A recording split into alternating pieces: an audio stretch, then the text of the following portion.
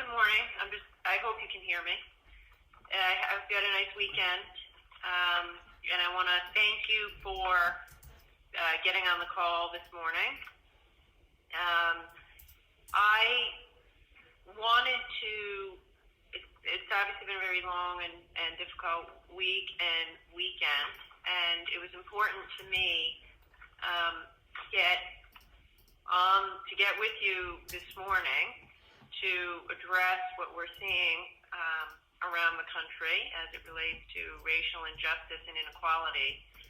I wanted to do it in advance of the COVID press conference because we've worked hard to make sure that the daily COVID press conferences are just that, focused exclusively on the COVID announcements.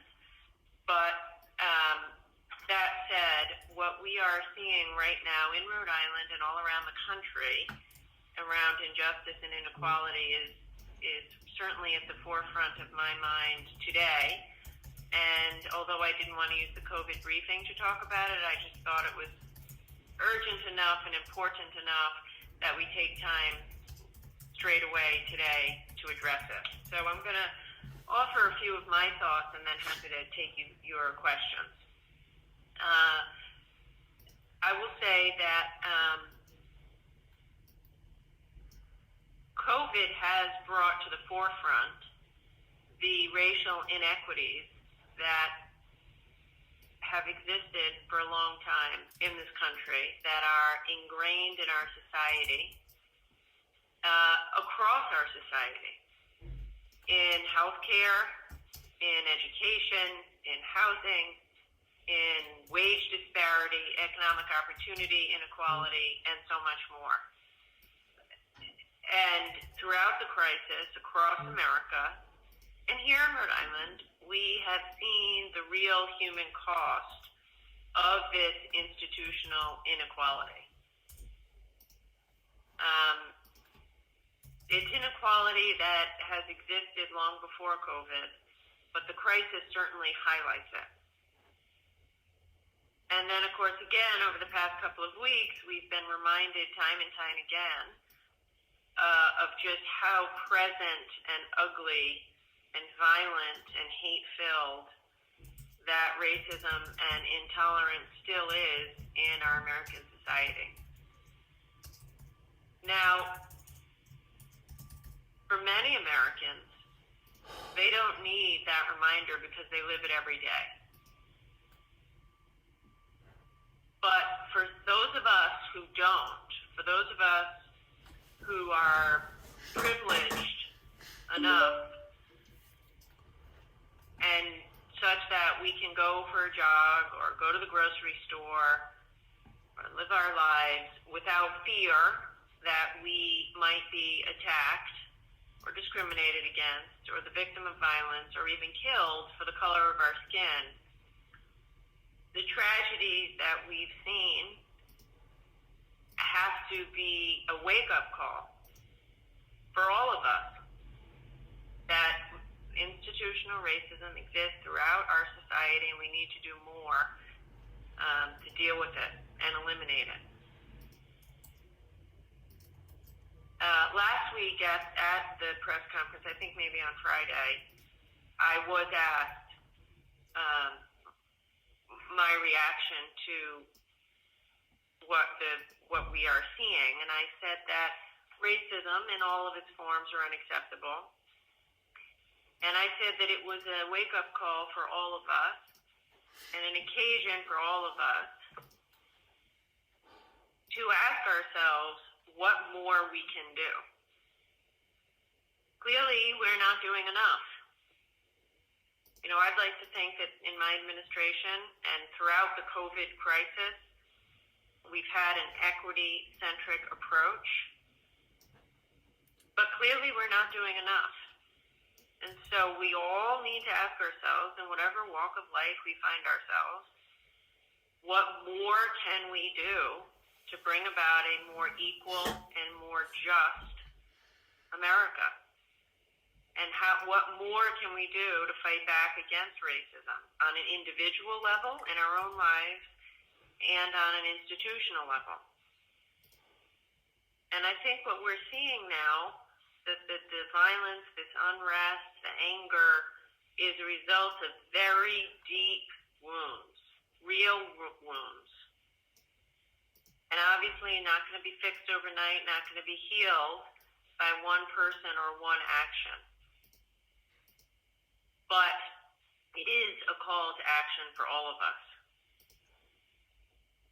I've had the opportunity to talk to members of our community over the weekend, faith leaders, African American faith leaders, and what the thing that keeps coming across is themes of pain, and that pain which leads to anger and very legitimate frustration and a call for action. And so all of us, every Rhode Islander, should share in that outrage and channel our outrage into action which brings about change. I also say it's easy at this time when we continue to face racially motivated violence, and when we continue to see the racial inequities across our society and in our economy, in our education, in our lack of opportunity, in our criminal justice system, it's easy for that frustration to give way to hopelessness, and that's what we cannot let happen. We all have to summon our sense of hope and let that hope drive us to a renewed commitment to take action at every level to eliminate this racism and inequality. And that's what I'm doing, vowing to recommit myself again, as I have to always try to do, to bringing about a real sense of equity and equality in the state of Rhode Island. I also wanted to just take a second while I have you on the phone to you, the members of the press. I know this is a really challenging and fear-filled time for you and your colleagues around the country as you see the news of some of your colleagues being arrested and attacked around the country. I can only imagine that it's anxiety producing for you. And so I want to encourage you to stay strong and be courageous and to stay out there and keep doing your job even though you might be afraid. And I want to thank you for everything that you're doing.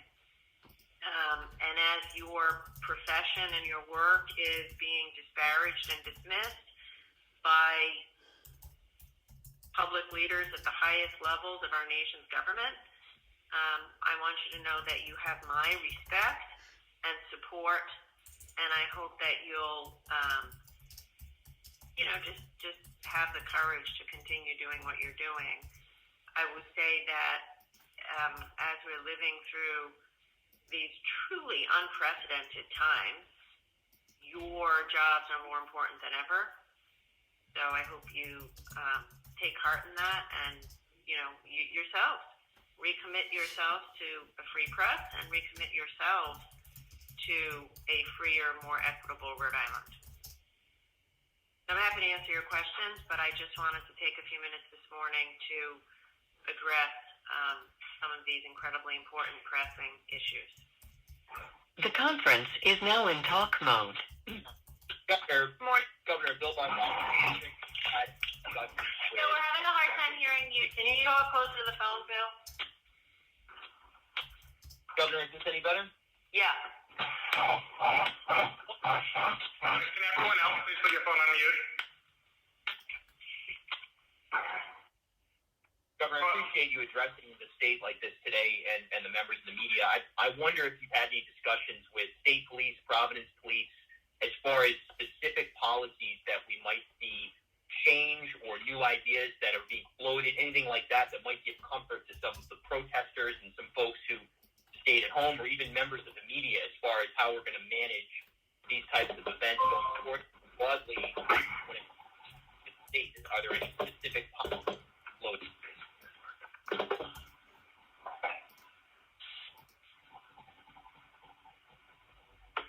Yeah, I think I got most of that, Bill, so I'm going to try to answer it, and if I didn't, you cut out a little bit at the end. But let me say a couple of things.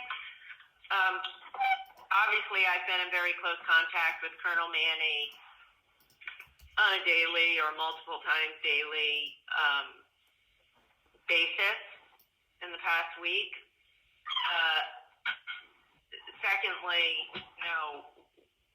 really, I would say as we've handled public safety throughout the COVID crisis, our approach is to de-escalate, to encourage voluntary compliance with the new public health guidance. To that point, I want to thank the protesters who were here over the weekend. It was peaceful. People were socially distanced. People had their masks on, and I want to say thank you.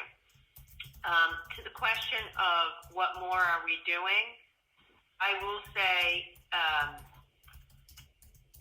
we have, under Colonel Manny and under Colonel Asumpico before him, we have made a number of changes designed to have a more diverse state police and a more racially sensitive state police. But clearly we are not doing enough. And so the short answer is yes.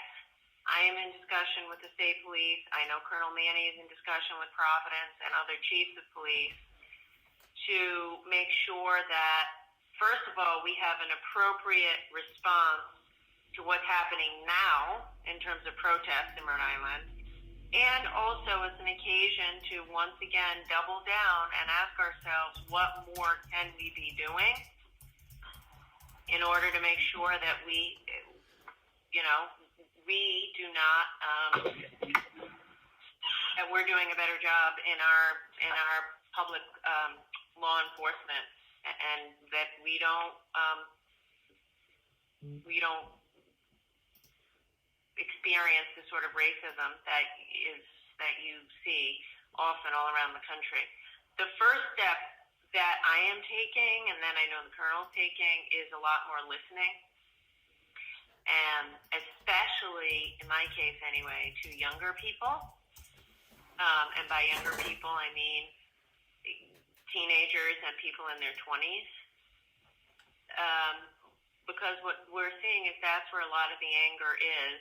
And so we need to have an appropriate response to that. Governor, this is Ian Donis.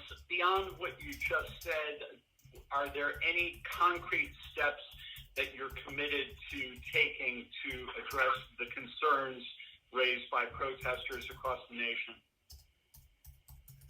Yeah, look, so first of all, I would say I'm committed to engaging.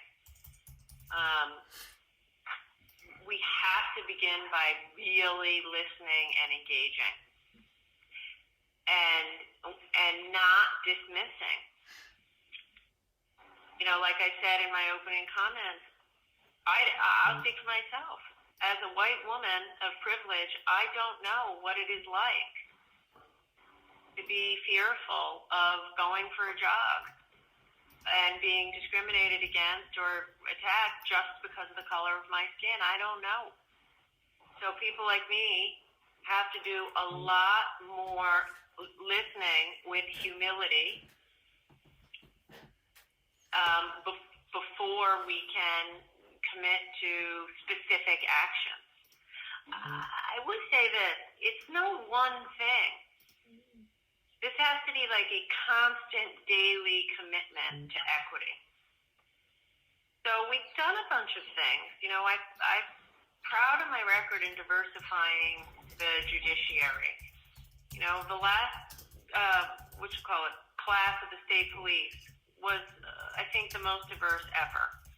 So it's not like I'm waking up today to these issues. But it is just such a reminder of how far we have to go. So I will say, come on, we have to listen more and change more and change faster. But I don't have anything specific beyond that. Governor, Hey guys, from Magazine. I hear what you're saying, that this is an unprecedented situation and you're cautioning against hopelessness. I also want to personally thank you for your remarks to the press. But it seems to me that the situation as to race is by no means unprecedented, and what motivates it is a lot of hopelessness. And I'm looking at this from an historical perspective. You know, we had the long, hot summers of the 1960s, which were motivated by this kind of despair. We had, the Red Summer of 1919 for race riots motivated by this kind of despair. Providence experienced the Snowtown riots as far back as 1821, which were, racial clashes that destroyed a neighborhood. And so we keep having this happen over and over and over again, and it's not unprecedented. It's not new. And yet, after the long, hot summer of the 1960s, the Kerner Commission, the presidential commission that looked into it, produced a report in 1968 that said, we have a problem, and these riots are a consequence of economic despair. That we are moving, I think the commission said, I'm trying to do this from memory, toward two Americas, one black, one white, that have no experience of each other's lives. And, 50 years later, the question has to arise, how different is it? What's different now? And what do people have a right to expect to be different? I mean, people are not rioting because of the lack of diversity or diversity of the judiciary or the state police. And, of course, that's great progress. But people are rioting because they see no future for themselves. And that's, I think, a very different matter and a much deeper problem. And, how do you address that? Where do you see us going elsewhere? That, we're not going to just have the 1968 Kerner Commission report that sells 2 million copies to the public and makes a big splash, and then nobody does anything. Yeah, so thank you, Michael. First of all, my reference to unprecedented was the global health pandemic. I mean, that's what I meant. Like, it is unprecedented that we're dealing with that. Having said that, listen, I appreciate your comments. The anger that we are seeing is real and warranted because what underpins it is decades of unresolved, unaddressed inequality.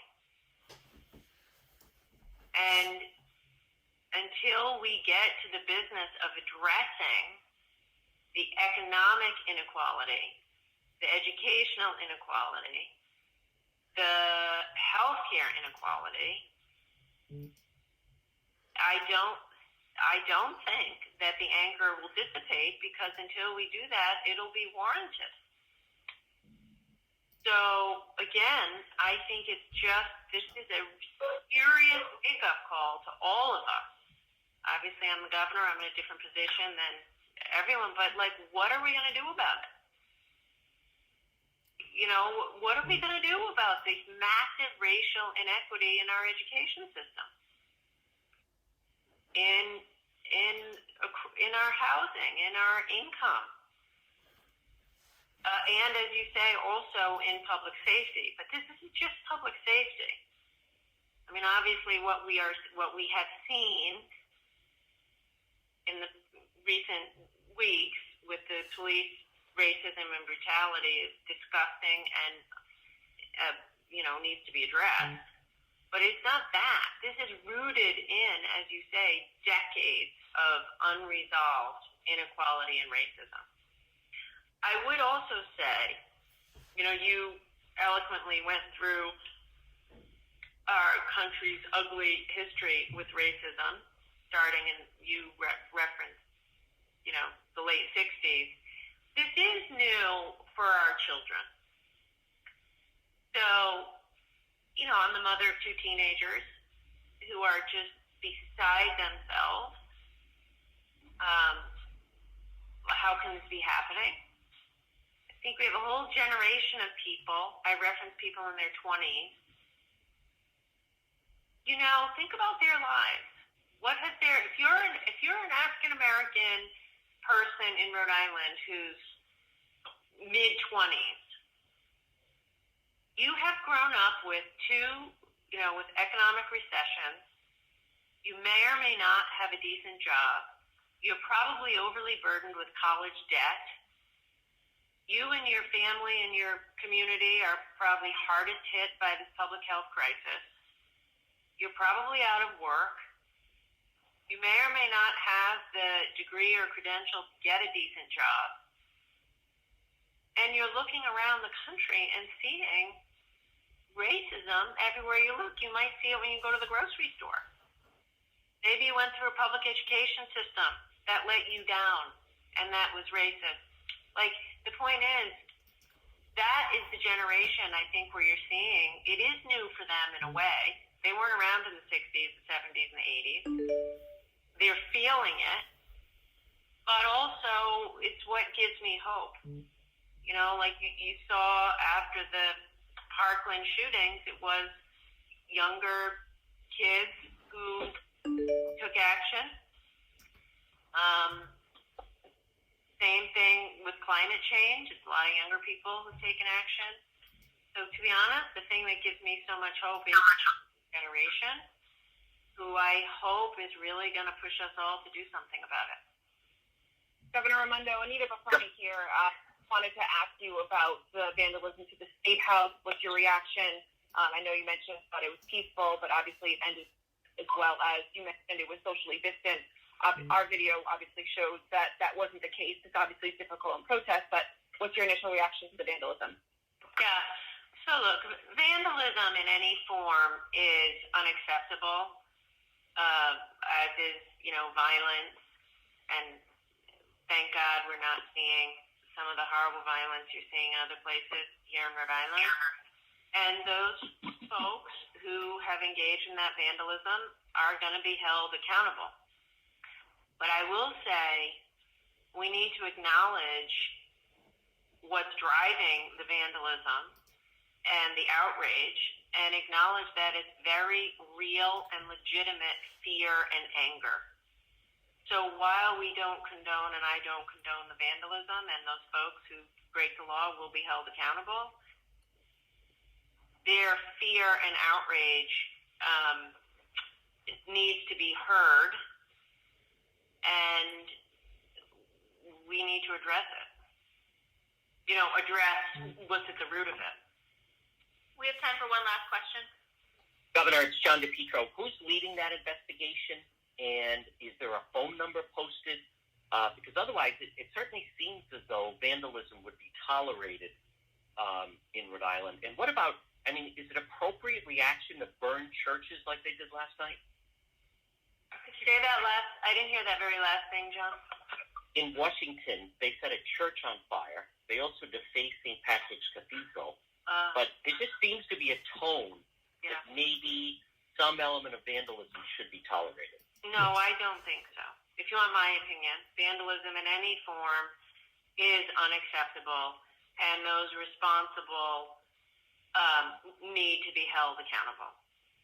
So while I understand the anger that is resulting in the vandalism and the fires and the looting, all of that in any form is unacceptable. And here in Rhode Island, we will hold those folks accountable. The state police is handling the investigation here with the vandalism at the State House. Okay. Do you have an estimate, Governor, on the extent of the damage? Do you, David? I don't. Is that Steph Machado? Yeah. Yeah, I don't. It wasn't particularly extensive, and I don't know. Okay, Governor, 2,000 people. There were 2,000 people at this event, and it was a peaceful rally for 6-7 hours, and relatively, in the grand scheme of things, no, I understand the condoning of vandalism is not appropriate in any way, shape, or form. But can you scale for the state that is listening right now? Or just assert that by and large this was a peaceful protest with just a small amount of vandalism that took place at the end of the rally, that it doesn't reflect the bulk of it? I think because there's been a lot of information put out that would suggest that it was even a 50-50 sort of ratio of vandalism to peacefulness, where from my observations, the being there all day, it seemed like maybe 99% peaceful. Yeah. I don't know who that is talking, but let me say for all of you, this was absolutely, predominantly, a very peaceful protest. And that's why I said earlier, I want to, I guess, commend the protesters. They were, not only were they peaceful, but they all had their masks on, and they were socially distant. So I think they deserve, I felt proud to be a Rhode Islander because they were speaking out against injustice, but they were doing it in a way that was nonviolent, sent a very strong symbol, and in the middle of a global health pandemic, also following the rules that we set out for COVID. Later, and as you say, they were there for hours. There were well over 1,000 people of all ages and races.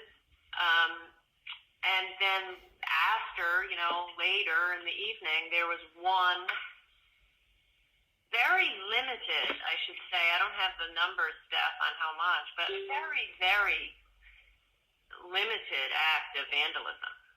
So I would say 99.9% of what we saw was peaceful. Thank you, Thank Governor. you, everyone.